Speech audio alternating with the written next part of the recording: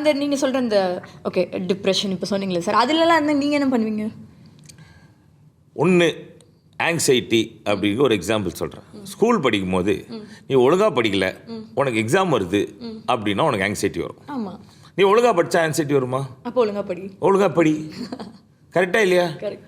அப்படி கொஞ்சம் பட்டர்ஃப்ளை வந்துப்பா, காய்ச்சல் வந்துச்சுப்பா, எனக்கு இப்போ என் குழந்தைக்கு எக்ஸாம்னாலே பயம், அது காய்ச்சல் வந்துடும், அது பாவம், அது ரொம்ப கஷ்டப்படுது. முதல்ல தலையிலேயே போட்டு படிக்க வை. கரெக்டாக இல்லையா? கரெக்ட். அது எதாவது கேஸ் ஆகிடாத, இதை பற்றி பேசலாம் sir. No no no no இருக்கிறது தான் நான் சொல்கிறேன். நான் என்னெல்லாம் அப்படி தான் படிக்க வச்சாங்க. ஸ்கூல் டீச்சர் என்ன அடிப்பாங்க, எங்கள் அம்மா என்ன அடிப்பாங்க, முட்டி போட வைப்பாங்க. பட் அது ஒரு பாயிண்ட் இப்போ வந்து புதுசாக நிறையா சொல்கிறாங்க சார், இந்த ஜென்டில் பேரண்டிங் அதெல்லாம். பட் தென் ஒரு பாயிண்ட்ல நீங்கள் சொல்கிற மாதிரி இதெல்லாம் பண்ணாதான் அந்த புஷ் இருக்கும். ஒரு பயம் இருக்கணுமா குழந்தைங்களுக்கு, அப்பா அம்மா மேலே மரியாதை இருக்கணும். Correct correct.